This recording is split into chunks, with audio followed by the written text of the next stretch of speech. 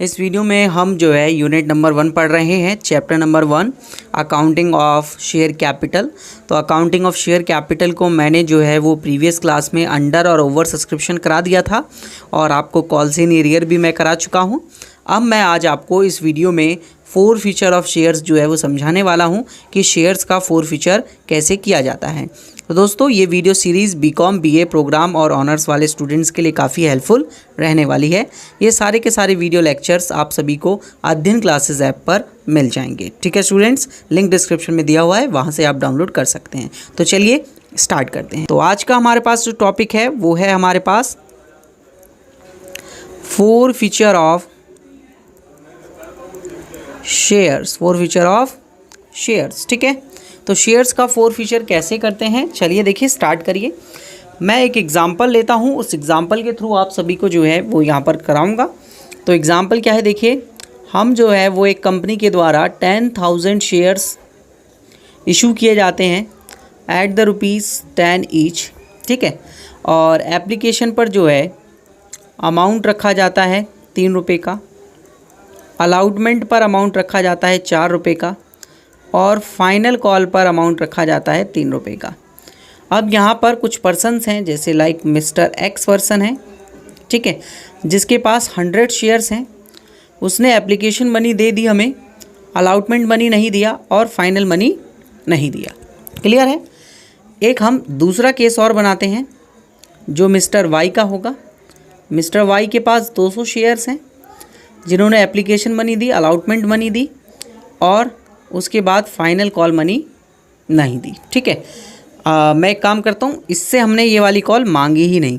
ठीक है, हम ये वाला एक एग्जांपल ले रहे हैं ताकि काफ़ी अच्छा जो है वो हम टॉपिक कवर कर पाएँ। क्लियर स्टूडेंट्स, देखिए 4 फीचर का मतलब क्या होता है कि जब कोई भी बंदा जो शेयर खरीद रहा है, कोई भी पीपल्स, वो शेयर्स के पैसे पे ना कर पाए। जैसे सपोज दैट यहाँ मिस्टर एक्स का आप केस देख सकते हैं, उसने एप्लीकेशन मनी तो पे कर दिया लेकिन अलाउटमेंट मनी पे नहीं किया, तो उसके शेयर्स हम क्या करेंगे, जब्त करेंगे, यानी कि फोरफिट कर लेंगे। ठीक है, और आप मिस्टर वाई के देख सकते हैं, इसने फाइनल कॉल नहीं दी तो इसके भी शेयर्स क्या किए जाएंगे, फोरफिट किए जाएंगे।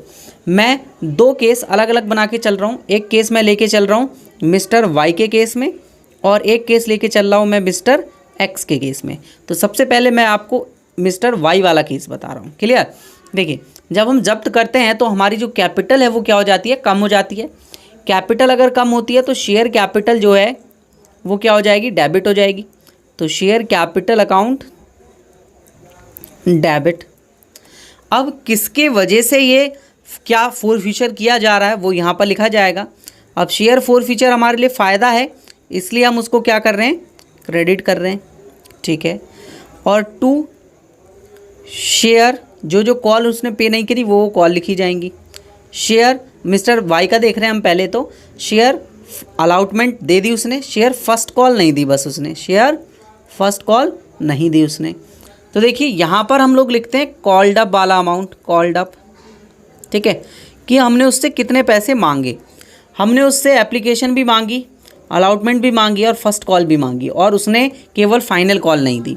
तो उसका मतलब है हमने उससे पूरे ₹10 मांगे और उसके शेयर कितने, नंबर ऑफ शेयर्स 200। तो हम यहाँ क्या करेंगे, 200 मल्टीप्लाई बाय कितने रुपए मांगे, पूरे ₹10। तो पूरा ₹10 से मल्टीप्लाई कर दिया, कितना आ जाएगा हमारा यहाँ पर 2000 आ जाएगा। इसके बाद शेयर फर्स्ट कॉल का अमाउंट जो उसने नहीं दिया वो कितना था, ₹3 था। तो आप लिखेंगे यहाँ 200 × 3, यहाँ पर 2000 और यहाँ पर कितना आ गया 600।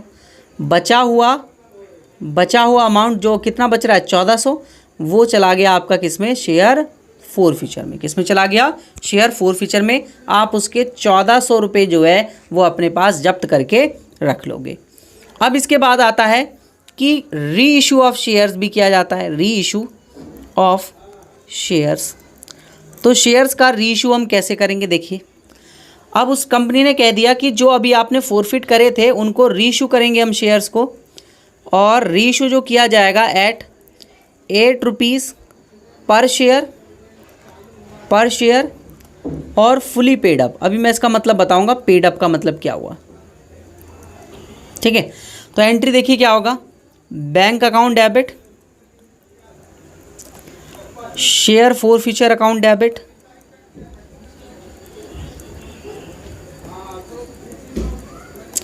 To share capital.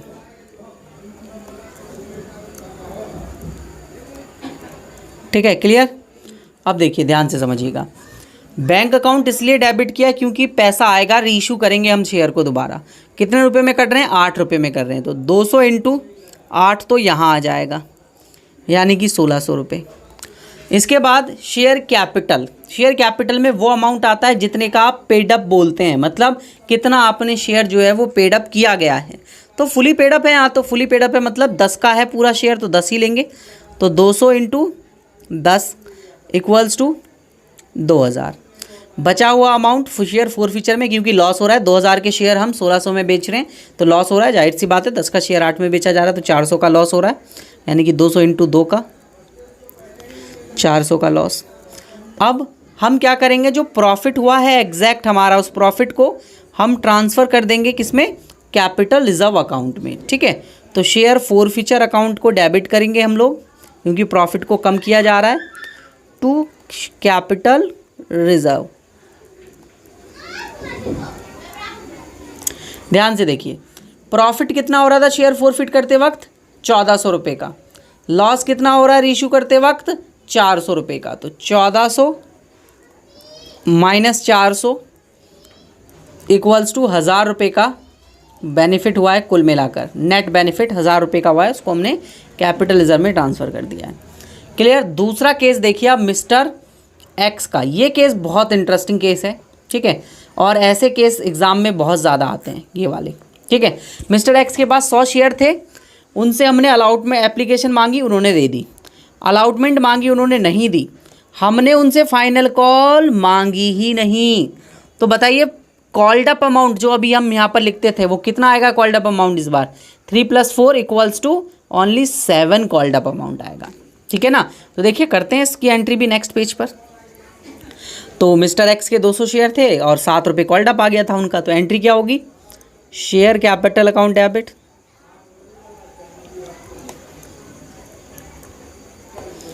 To share forfeiture. Entry तो सेम ही रहेगी। कौन सी कॉल नहीं दी उन्होंने जिसकी वजह से हम उनके शेयर फोरफिट कर रहे हैं? मिस्टर एक्स के शेयर अलॉटमेंट के वजह से। और फर्स्ट कॉल तो फाइनल कॉल तो उनसे मांगी ही नहीं गई। अब बताओ उनके 100 शेयर थे, कॉल्ड अप अमाउंट यहाँ आता है तो उनसे कितने मांगे थे मैंने? 7 रुपये, है ना। एप्लीकेशन अलॉटमेंट, फाइनल कॉल तो मांगी ही नहीं, यानी 3 रुपये मांगे ही नहीं, तो कॉल्ड अप 7 रुपीज़ हो गए। यहाँ आ गए आपके 700 रुपये। अब अलॉटमेंट पे थे कितने? 4 रुपये, वो उसने नहीं दिए, तो यहाँ आ गए 400, बचे हुए 700 माइनस 400 इक्वल टू 300 का बेनिफिट हो गया आपको। अब इन शेयर्स को रीइशू किया गया है। मान लीजिए क्वेश्चन में बोला गया reissued at 7 rupees per share, 9 rupees paid up. ध्यान से समझिएगा अब आप सभी। एंट्री क्या होगी? Bank account debit, share forfeiture account debit,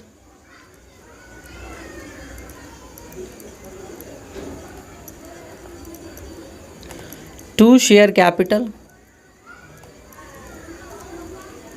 ये एंट्री होती है ना।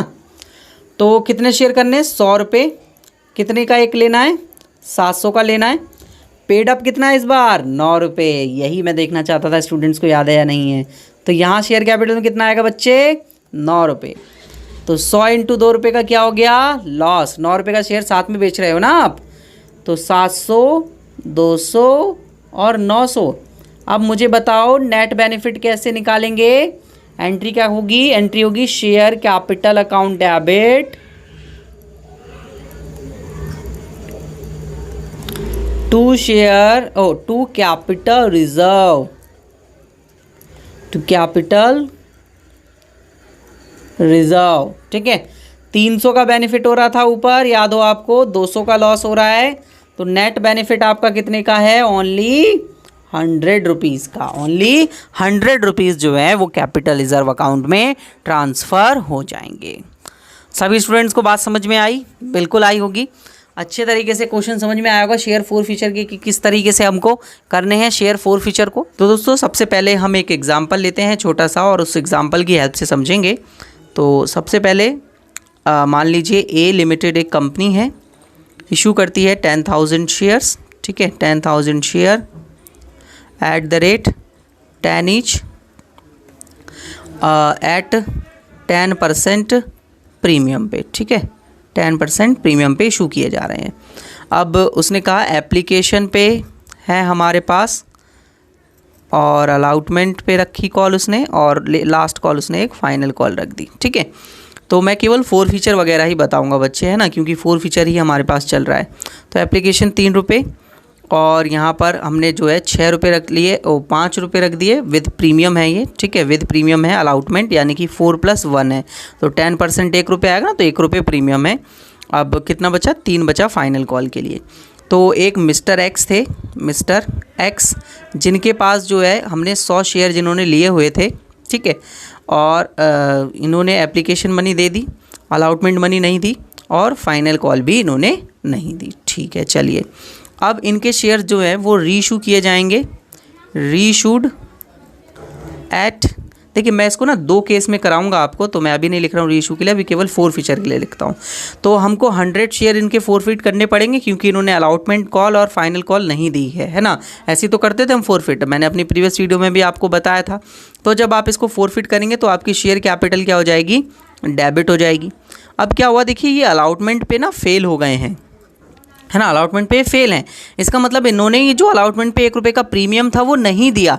अगर प्रीमियम नहीं दिया तो जो इनकम आपकी आनी चाहिए थी वो नहीं आई, तो अब आप उसे अपनी जो भी प्रीमियम है या जो आपकी इनकम थी उसको डेबिट करेंगे, क्योंकि वो नहीं आई, वो लॉस है आपके लिए।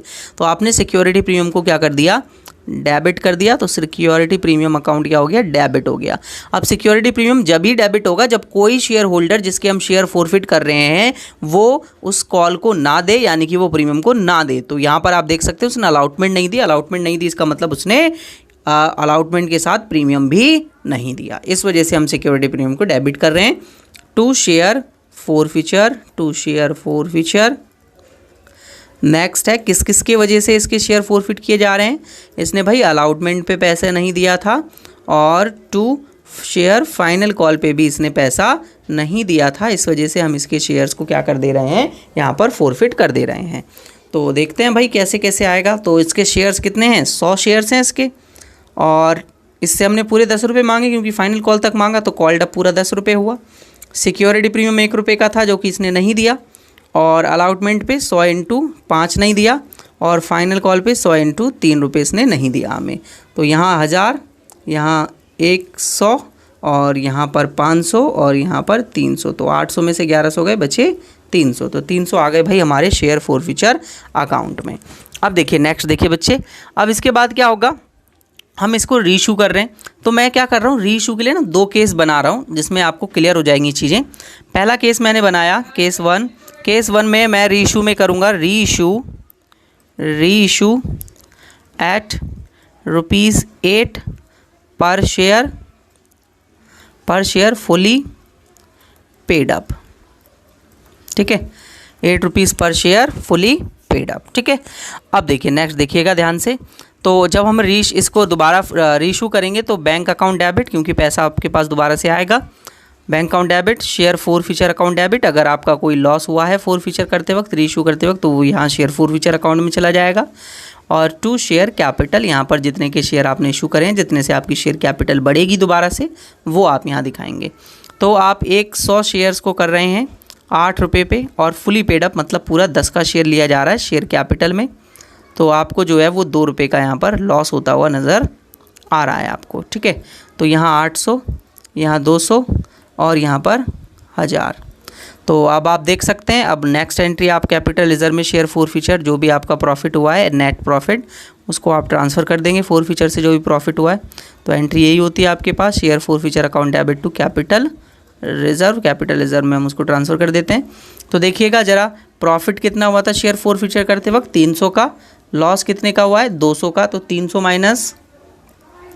माइनस 200 इक्वल्स टू 100 रुपये का आ गया आपका रिजर्व में, कैपिटल रिजर्व अकाउंट में, ठीक है। अब देखिए ध्यान से, केस नंबर 2 बनाएंगे हम लोग।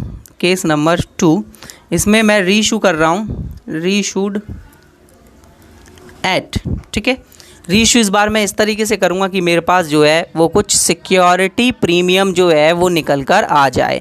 तो इशू एट ₹12 पर शेयर, 12 पर शेयर, फुली पेड अप। अब ज़रा ध्यान से इस वाले खेल को आप समझिएगा, फुली पेड अप। अब आप दोबारा से रीइशू की एंट्री करेंगे तो रीइशू एंट्री है बैंक अकाउंट डेबिट, ठीक है। मैं इसको ना नेक्स्ट पेज पे कलर चेंज करके कर देता हूँ, या चलो यहीं पे कर देता हूँ, यहाँ पर अभी जगह है।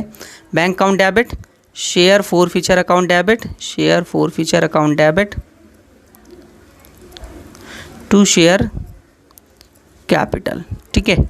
अब आपने जो है फुली पेड अप मतलब 10 का शेयर आपने कितने में इशू करा इस बार बताइए? 10 तो यहाँ आएगा, 12 में कर दिया।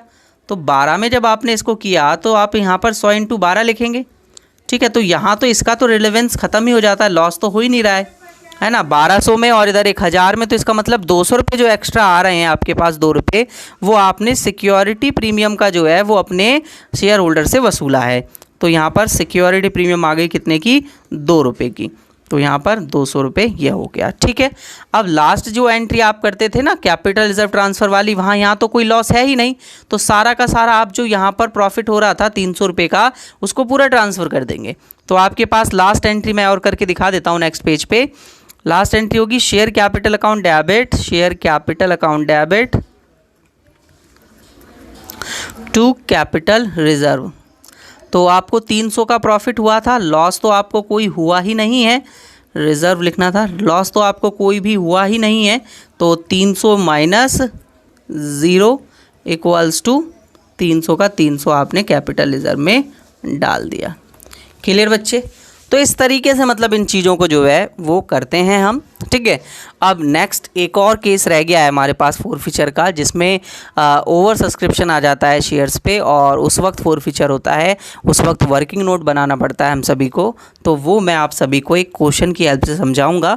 इसके बाद एक और नेक्स्ट वीडियो आएगी, उसमें मैं इस क्वेश्चन की हेल्प से आपको ये टॉपिक अच्छे से समझाऊँगा, ठीक है बच्चे। अगर आपको वीडियो अच्छी लगी हो तो वीडियो को लाइक ज़रूर कर दें, और इसी तरीके से और वीडियोस को देखने के लिए आप चैनल को सब्सक्राइब कर लीजिए।